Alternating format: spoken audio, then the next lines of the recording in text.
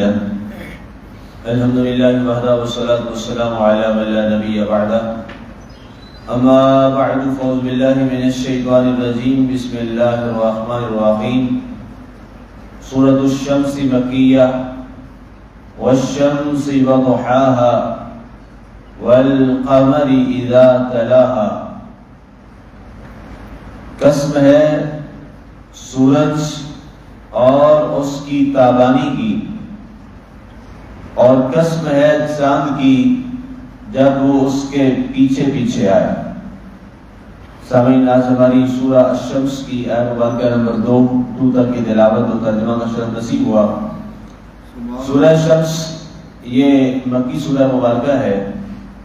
حضرت سیدنا عبداللہ ابن عباس رضی اللہ تعالی عنہ جو مفسر صحابی ہیں، آپ فرماتے ہیں کہ یہ سورہ مبارکہ آقا کریم علیہ السلام کی ہجرت سے پہلے یہ مکہ مکرمہ میں نازل ہوئی، اور اس کی ٹوٹل جو آیات ہیں وہ 15 ہیں، اور ایک رکوع پر یہ سورہ مبارکہ مشتمل ہے۔ اور اس سورہ مبارکہ میں اللہ تعالیٰ نے اس کا جو نام ہے وہ پہلی آیت مبارکہ سے رکھا گیا ہے۔ پہلا لفظ جو اس کا آغاز میں ہے وہ شمس ہے، اسی بنیاد پر اس کا نام جو سورہ کا ہے وہ سورہ شمس ہے۔ ارشاد فرمایا گیا والشمس وضحاها۔ اللہ نے اس پوری سورہ مبارکہ کی جو آغاز میں چیزیں ہیں، اللہ نے 7 چیزوں کی قسم اٹھائی۔ آج ہم پہلی 2 پہ بات کریں گے۔ اللہ تعالیٰ نے سورج کی قسم اٹھائی، والشمس، عربی زبان میں شمس جو ہے وہ سورج کو کہتے ہیں۔ فرمایا اور قسم ہے سورج کی، قسم ہے سورج کی، وضحاها، اور اس کی روشنی اور تابانی کی اور چمک کی۔ اب ظاہر ہے سورج کو پیدا کرنے والا اللہ تعالیٰ ہے، یہ اس کی مخلوق ہے، اس کو پیدا بھی اسی نے کیا، اور وہی خالق اس کی قسم اٹھا رہا ہے، اور دوسری اس کی قسم اس کی روشنی کی اٹھا رہا ہے۔ اب یہ سوچنے کی بات ہے کہ اللہ تعالیٰ نے یہ جو نظام کائنات اور یہ فطرت کا نظام پیدا کیا ہے، اس کے اندر غور و خوض کرنا، اس کو دیکھنا، اس کو پڑھنا، اس میں توجہ کرنا اور اس کی کیفیات و ماہیات کو پڑھنا، یہ عین دین ہے اور عین قرآن ہے۔ اب سورج جو ہے، یہ پورا سسٹم جو ہے جو ہمارے ایک نظام شمسی میں آتا ہے، اور یہ فزکس کا ڈپارٹمنٹ ہے، ٹھیک ہے، طبیعیات کا یہ نظام ہے۔ تو محققین اس بات پہ پہنچے ہیں کہ دنیا کے اندر اگر طبیعیات کا نظام ہے جسے آپ فزکس کہتے ہیں، اگر یہ حیاتیات کا نظام ہے جسے آپ بایولوجی کہتے ہیں، یا دنیا کے اندر کوئی کیمیا کا نظام ہے جسے آپ کیمسٹری کہتے ہیں، ظاہر ہے موسٹلی جو چیزیں آپ کے 3 کے نظام کے تحت جو روٹیٹ کر رہے ہیں پوری دنیا اس کو مانتی ہے، اور اس کا تعلق چاہے جو مسلمان ہے یا نان مسلم ہے، تمام جو جدید اسکالرز ہیں وہ اس بات کو مانتے ہیں اور تسلیم کرتے ہیں کہ میجر جو چیزیں ہیں ہماری اس کائنات کے اندر جو جس میں وہ ایگزسٹ کر رہی ہیں، وہ یا تو آپ کی طبیعات ہے اپنے نیچر کے اعتبار سے، جسے فزکس آپ کہہ رہے تھے انگریزی زبان میں، یا وہ حیاتیات سے تعلق رکھتی ہے بایولوجی، یا اس کا تعلق جو ہے وہ کیمیا سے ہے جسے آپ کیمسٹری بولتے ہیں۔ اللہ تعالیٰ نے ان تمام تینوں علوم کو اپنے طور پر قرآن میں جس انداز سے واضح طور پہ بیان کیا ہے، آج تک دنیا کا کوئی سائنٹسٹ بھی اس کو بیان نہیں کر سکتا۔ اب یہ قرآن پاک جو ہے، جب اس کے بارے ہم یہ اعلان کرتے ہیں اور یہ ہم دعویٰ کرتے ہیں کہ یہ دنیا کی سب سے بڑی کامل کتاب، یہ مسلمانوں کا دعویٰ ہے، اور یہ ظاہر ہے جب یہ بڑا دعویٰ ہے، اور یہ بہت بڑا دعویٰ ہے، یہ چھوٹا دعویٰ نہیں ہے، یہ بہت بڑا کلیم ہے کہ یہ دنیا کی سب سے بڑی جامع کامل مکمل اکمل کتاب ہے۔ تو یہ کیسے ہو سکتا ہے کہ دنیا کا کوئی بھی نظام جو ہے اس کا تعلق چاہے سائنس سے ہو، ٹیکنالوجی سے ہو، معاشرت سے ہو، اقتصادیات سے ہو، معاشیات سے ہو اور سوسائٹی سے ہو، یا اس کا طبیعیات سے یا کسی بھی نظام سے ہو، اور وہ قرآن اس کو بیان نہ کرے؟ پھر تو یہ ہمارا دعویٰ غلط ہو جائے گا. کل کو کوئی ایک نان مسلم اٹھے، کوئی یہودی، کوئی عیسائی، کوئی دہریہ، کوئی نیچری، کوئی اور کافر، منافق، مشرک، وہ اٹھے اور وہ ہمیں سب سے پہلا یہی کہہ کہ آپ کا تو یہ دعویٰ ہی غلط ہے. دیکھیے ہم نے یہ تحقیق کی ہے، ہم نے سائنس میں یہ ایک نیا تجربہ کیا ہے، لیکن تمہارا قرآن اس کو بیان نہیں کرتا. ظاہر ہے خدا نخواستہ ایک مسلمان کا یہ دعویٰ قرآن کے بارے اگر کوئی غلط ہو جائے کسی جدید تحقیق کی بنیاد پہ، تو وہیں پر ہمارا دین جو ہے وہ تو متزلزل ہو جائے. جب ایک دعویٰ قرآن کا جس پر سارا دین کھڑا ہے، ظاہر دنیا میں ایک واحد چیز ہے جس پر بغیر شک و شبہ کے سب کچھ قائم ہے، اور وہ ایک ہی چیز ہے، وہ کیا ہے؟ وہ قرآن پاک، جس پر سارا دین قائم ہے. سارا دین اسی بنیاد پر قائم ہے. حدیث نبویہ صلی اللہ علیہ وآلہ وسلم، اس میں تو ظاہر ہے لوگوں نے بہت ساری باتیں بھی کر دی. کسی کوئی کہتا جی میں اس راوی کو نہیں مانتا، کوئی کہتا ہے جناب یہ فلاں جو راوی ہے وہ تمہارے ہاں معتبر ہے، میرے ہاں معتبر نہیں ہے. اسماء الرجال ایک پورا فن ہے. حدیث کے روایت پہ کبھی کوئی بات ہو کہ کسی کے ہاں وہ معتبر ہوگا، کسی کے ہاں معتبر نہیں ہوگا. لیکن قرآن پاک تو ایک ایسی پاک کتاب ہے جس کی روایت کرنے والے خود محمد رسول اللہ صلی اللہ علیہ وآلہ وسلم. ان کی صداقت پر اور امانت پر مسلمان تو کیا کافر بھی یقین رکھتا ہے. آج تک کوئی کافر بھی یہ نہیں کہہ سکتا کہ ہم اس نبی کی زبان کی صداقت کو تسلیم نہیں کرتے. ایسا جملہ کوئی کافر بھی آج تک نہیں بول سکا. آپ کی امانت اور دیانت پر کوئی شک آج تک کافر بھی نہیں کر سکا. تو لہذا اس کا جو راوی ہے اس پر تو کسی نے کبھی کوئی بات نہیں، اور نہ کوئی کر سکتا ہے قیامت تک کے لیے. اور دوسری چیز ہوتی ہے کہ جناب جو راوی ہے، جو روایت کر رہا ہے، وہ جس سے روایت کر رہا ہے اس پر شاید کوئی بات کر لی جائے کہ جس سے اس نے یہ بات لی ہے اس پہ کچھ بات ہے، ابھی شک ہے. تو ظاہر ہے جس سے آپ نے روایت لی ہے وہ کون ہے؟ وہ تو اللہ کی ذات ہے. اس پر بھی ظاہر ہے کوئی بات نہیں کر سکتا، وہ اللہ وحدہ لا شریک ہے. تو یہ طے ہوا کہ قرآن ہی وہ واحد ذریعہ ہے کائنات کے اندر، اور واحد کتاب ہے جس کے اندر ذرہ برابر بھی جھوٹ کا سوچا بھی نہیں جا سکتا. اب ظاہر ہے جب یہ ہمارا دعویٰ ہے تو پھر ظاہر ہے قرآن کو پھر پڑھنا بھی اسی انداز سے چاہیے کہ مسلمان پہ فرض ہے.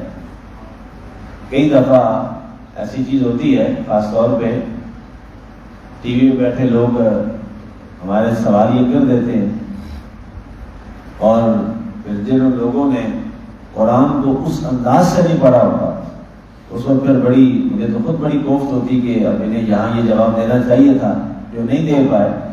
اس لیے قرآن کو محض صرف عبادات کی کتاب سمجھ کے مت پڑھیے. قرآن کو محض فرائض والی کتاب سمجھ کے مت پڑھیے.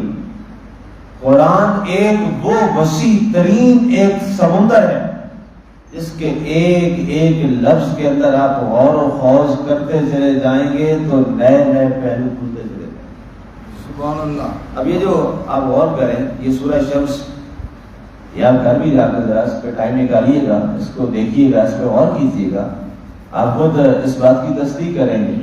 اب یہ جو پہلی آیات 7 کی 7 ہے، میں نے صرف 2 پڑھی ہیں، آگے انشاءاللہ کل اس پہ آگے بڑھتے جائیں گے. یہ پہلی 7 کی 7 آیات جو ہیں یہ آپ کے پورے نظام کائنات کی ایک بہترین طبیعت ہے، فزکس ہے. پورے نظام کائنات، اور ایسا بیان قرآن نے کیا ہے کہ دنیا کا کوئی بڑے سے بڑا جو باہر طبیعت ہے وہ اس تھیوری کو نہیں بیان کر سکتا ہے. والشمس، اللہ فرما رہا ہے اے لوگوں غور کرو، اس سورج کو دیکھو، اس میں غور و خوض کرو، اس میں ریسرچ کرو.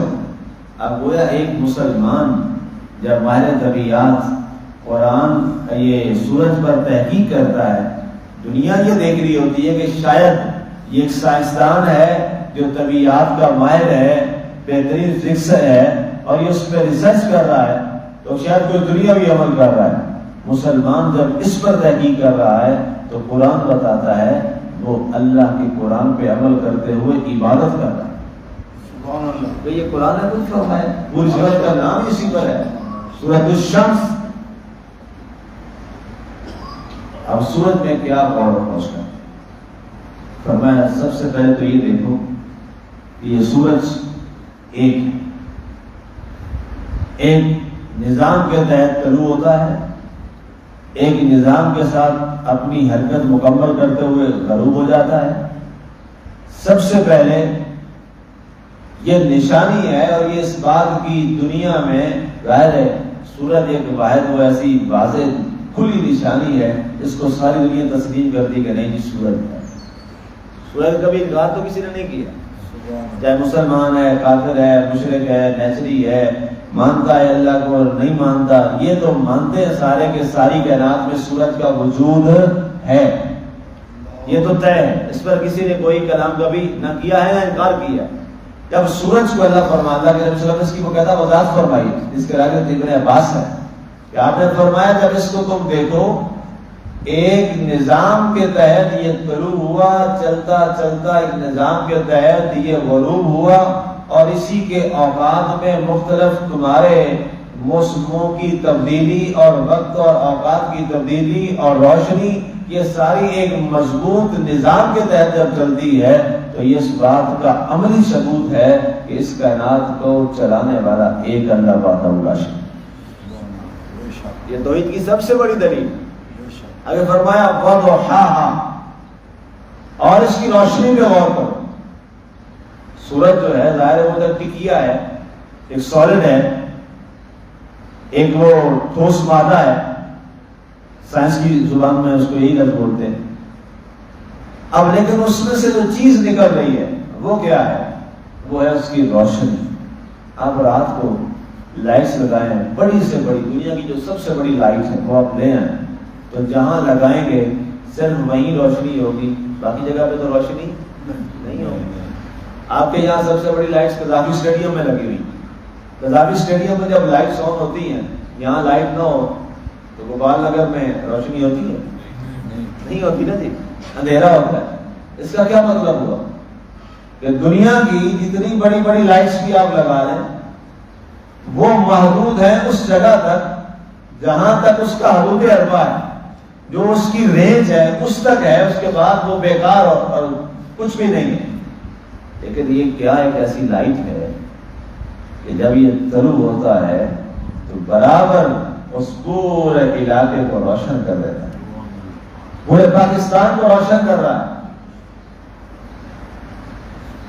اور پھر ایسی روشنی ہے اوپر نیچے دائیں بائیں کمرے کے اندر باہر ہر جگہ پر.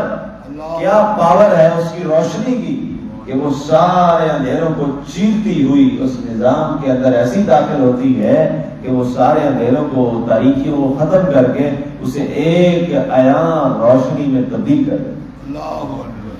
یہ فرمایا اس کی روشنی میں غور کرو. اور ہم نے کبھی غور ہی نہیں کیا, ہم نے کبھی اس پہ توجہ ہی نہیں کی. پہلے ٹھیک ہے سورج نکل گیا, ختم ہو گیا, بس. اس لیے قرآن کہتا ہے ذکر سے فکر زیادہ افضل ہے. سبحان اللہ, ماشاءاللہ. جب انسان اس میں غور و خوض کرتا ہے, فکر کرتا ہے, پھر وہ سوچتا ہے, اس کی طرف واپس جاتا ہے. اب روشنی ہم نے اس پہ غور کیا, روشنی کہاں سے نکلی؟ سورج سے نکلی. اب سورج پہ غور کیا کہ سورج کو یہ روشنی کس نے دی کہ جس کا یہ حال ہے کہ ایک جگہ سے طلوع ہوا اور اس نے پورے اس خطہ ارض کو منور کر کے رکھ دیا. یہ کہاں سے روشنی آئی اور اتنی بڑی روشنی دینے والا کون ہے؟ تو ظاہر توجہ گئی, کوئی تو ہے جس نے ایک ایسے یہ ٹکیا تیار کی ہے کہ جس کا یہ نظام ہے کہ پورا خطہ ارض کو روشن کر دیا. تو کیا سوچا اس کے اندر روشنی ڈالنے والا کوئی ایک ہے, اور وہ کون ہے؟ وہ اللہ کی ذات ہے, یہی اس کی طاقت. لہذا اس کی ٹیکنیک اور اس کی تخلیق اور اس کی جو پروڈکٹ ہے, اس جیسی پروڈکٹ کائنات میں کسی کے پاس نہیں. تو جب اس کی پروڈکٹ ایسی ہے کہ اس کی کوئی دوسری مثال نہیں ہے، تو بتاؤ جو بنانے والا ہے اس کی دوسری مثال کہاں سے آ جائے گی؟ دنیا میں اللہ نے جو جو پیدا کیا ہے، بتاؤ اللہ کی تخلیق جیسی تخلیق کوئی دوسری ہے دنیا میں؟ نہیں ہے۔ یہ تو میں نے سورج کی بات کی، یہ سورج کی بات۔ اس کے بعد ساتھ یہ دیکھیے، یہ سورج ہے، ایک ہی سورج ہے۔ کبھی آپ دیکھیے آج کل سورج ہلکا سا کہیں سے نظر آ جائے، اس کی روشنی تو ہم بھاگتے ہیں کہیں چھاؤں پہ، ٹھیک ہے جی، یہی سورج ہے۔ کیا نظام ہے جی؟ یہی سورج ہے، اسی کی روشنی ہوتی ہے۔ ہم طلب کرتے ہیں یا اللہ ذرا کوئی موقع دینا، سورج کی روشنی ہے، اس میں جا کے ہم دھوپ سیکیں۔ تھی تو یہی روشنی، اللہ اکبر، یہی روشنی ہے، یہی سورج ہے۔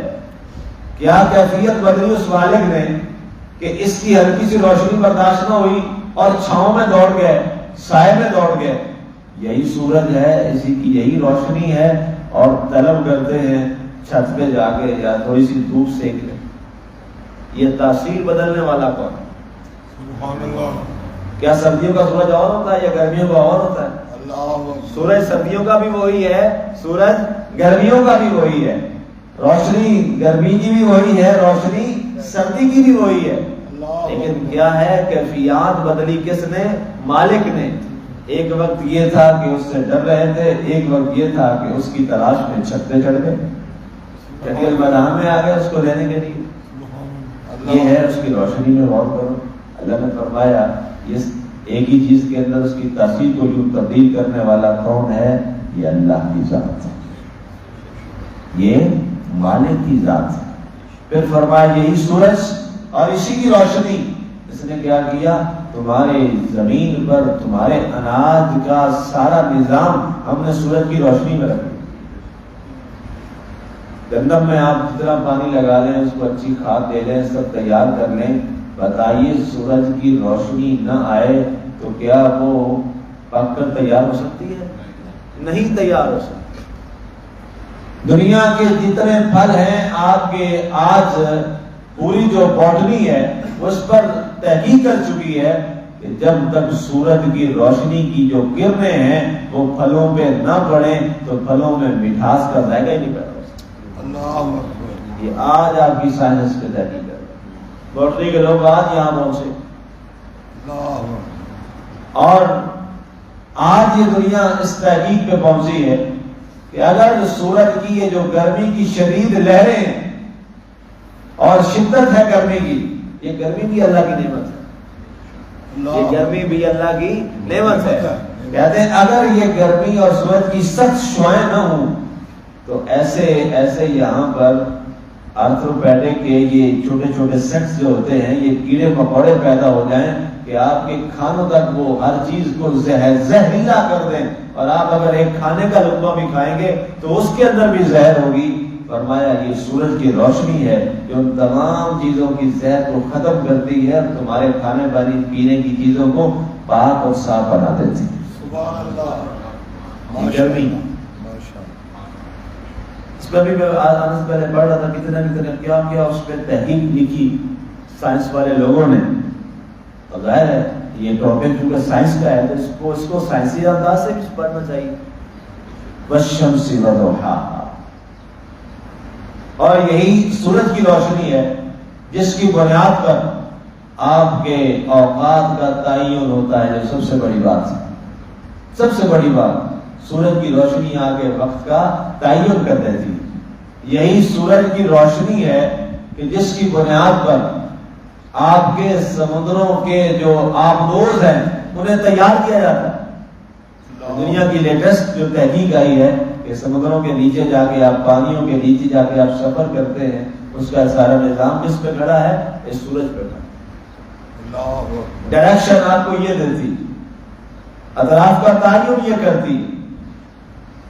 والشمس وضحاها، اب ابھی تو یہ انسانوں کی اتنی تحقیقیں آئی ہیں، ابھی تو پتہ نہیں کتنی اور تحقیقیں آئیں گی اور ریسرچ آئیں گی، اور ہم سمجھیں گے کہ اللہ نے اس سورج کی ٹکیا میں کیا کیا نظام کر دیا۔ یہ تو اللہ ہی بہتر جانتا ہے کہ ابھی اور کیا کیا آئے گا۔ یہ تو وہ ہے جو ہم نے دریافت کیا ہے یا دنیا نے دریافت کیا ہے، لیکن ابھی پتہ نہیں اور کیا کیا آگے آئے گا، تحقیق رکی تو نہیں ہے۔ پھر اس کے بعد یہی صورت ہے کہ یہ ایک مقررہ وقت میں ایک اپنے روٹیشن جو ہے زمین کے ارد گرد اس کو مکمل کرتا۔ سورہ یاسین میں اس پر میں نے تفصیل سے بات کی تھی، والشمس وضحاہا، فرمایا قسم ہے سورج کی اور اس کی روشنی کی، والقمر، اب دوسری ایک چیز جو بڑی اہم ہے اور وہ کیا ہے، وہ سورج کے بعد چاند۔ اب چاند کا نظام بھی ایک بات کمال ہے، اس کا ایک کمال ہے جی، آپ کا پورا جو اسلام کا یہ نظام قمری ہے وہ سارے کا سارا کھڑا ہی سورج یہ چاند کی بنیاد پہ۔ نظام شمسی کے تحت جو ہے یہ آپ کا سن جو ہے دوسرا عیسوی، یہ تو کل کی بات ہے، اس بعد جب نظام چل رہا تھا وہ قمری نظام تھا، ٹھیک ہے۔ پورا کیلنڈر جو مسلمانوں کا کیلنڈر ہے وہ تو ظاہر ہے جنوری فروری مارچ اپریل پہ تو نہیں نہ کھڑا، ہمارا تو محرم سفر اس پہ کھڑا ہے، ٹھیک ہے۔ محرم سفر یہ سارا جو ہے ابھی ذوالحجہ جو ہے یہ چل رہا ہے، ٹھیک ہے، یہ سارا کس پہ کھڑا ہے، یہ چاند کی تاریخوں کی بنیاد پہ کھڑا ہے، سبحان اللہ، ٹھیک ہے۔ 30 رمضان کو یا 29 رمضان کو ساری دنیا کے مسلمان توجہ سے بیٹھے ہوتے ہیں، جناب چاند نکلے تو آگے کوئی فیصلہ ہو، سبحان اللہ، ٹھیک ہے نا۔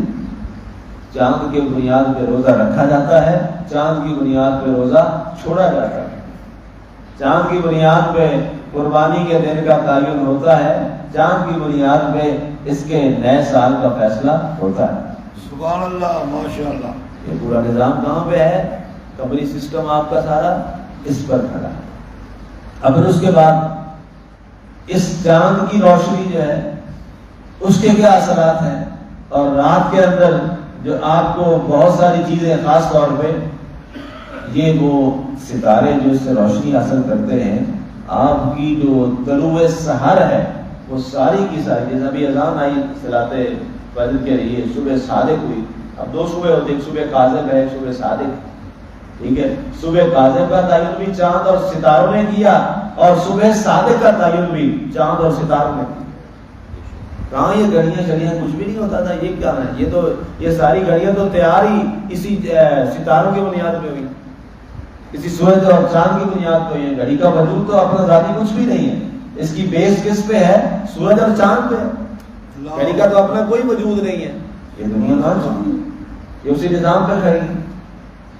اور سب سے بڑھ کے مسلمانوں کے لیے جب مسلمان راتوں کو سفر کرتے تھے، چاند سے روشنی لیتے تھے، اور انہوں نے ظاہر ہے وہاں اپنی عبادات بھی کرنی ہوتی تھی، تو مشرق مغرب شمال جنوب اس کا جو تعین ہے یہ بھی ستارے سے اور چاند سے ہوا کرتا تھا۔ قطبی ستارہ جس کا سب مسلمانوں کو اس وقت تحقیق تو نہیں تھی، چاہے ان کو پتہ ہوتا تھا، کعبے کی ڈائریکشن کمپس آج جو آپ کا بنا ہے جدید، جس سے آپ ڈائریکشن دیکھتے ہیں، وہ سارا قطبی ستارے پہ بنا، جو آپ کے رائٹ سائڈ اس کندھے کی سیدھ میں آتا ہے، اللہ نے نظام ہی ایسا بنایا۔ اللہ اکبر، جہاں آپ کھڑے ہیں اور وہ آپ کی رائٹ کندھے کی سیدھ میں آئے گا، آپ جہاں بھی ہوں گے وہاں آپ کے چہرے کے سامنے کعبہ کی سمت ہوگی، کعبہ دنیا کا سینٹر۔ اب یہ دیکھ لیجیے، یہ تو میں نے چند ایک مثالیں دی ہیں، اگر اس پہ آپ اور غور کرتے جائیں، اللہ نے فرمایا سورج اور چاند جو اس کے بعد اس کے تابع آتا ہے۔ آج سائنس والوں نے کہا کہ جو چاند ہے یہ روشنی کس سے حاصل کرتا ہے، سورج سے حاصل کرتا ہے۔ اللہ نے 1500 سال پہلے فرما دیا کہ چاند جو ہے یہ سورج کے پیچھے پیچھے آتا ہے، ظاہر ہے جو پیچھے ہوتا ہے وہ فیض کہاں سے لیتا ہے، جو آگے ہوتا ہے، اللہ اکبر، سبحان اللہ، جو فرنٹ پہ ہوتا ہے۔ اب یہ 2 چیزیں ہیں جس پہ آج ہم نے بات کی، اور 2 قسموں کی اللہ تعالیٰ نے ان کی قسمیں اس لیے کھائی کہ اس پر بہت ساری ہے۔ مزید آپ ہر ایک کی اپنی سوچ ہے، ہر ایک آپ اپنی کوشش کیجیے، آپ خود بھی پڑھیے، خود بھی اس پہ غور کیجیے، اس کے لیے کوئی بڑی سائنس کی ضرورت نہیں ہے۔ آپ ذرا آرام سے بیٹھ کے آنکھیں بند کر کے پورے دماغ سے اس پہ غور کریں گے، اللہ ضرور اس دماغ کو کھولے۔ لیکن ہمارے پاس قرآن کے لیے یہ وقت نہیں ہوتا، یہ بدقسمتی ہے، یہ بدقسمتی ہے۔ ہم اس کو صرف ثواب کے لیے سے پڑھتے ہیں، حالانکہ دنیا کی سب سے بڑی نالج بک جو ہے یہ کیا ہے، قرآن پاک۔ دنیا کی سب سے بڑی نالج کو اللہ ہمیں عمل کی توفیق عطا فرمائے اور قرآن کے ہر پہلو کے لحاظ سے ہمیں قرآن کی اسٹڈی اور مطالعے کی توفیق عطا فرمائے. آمین و معارین کا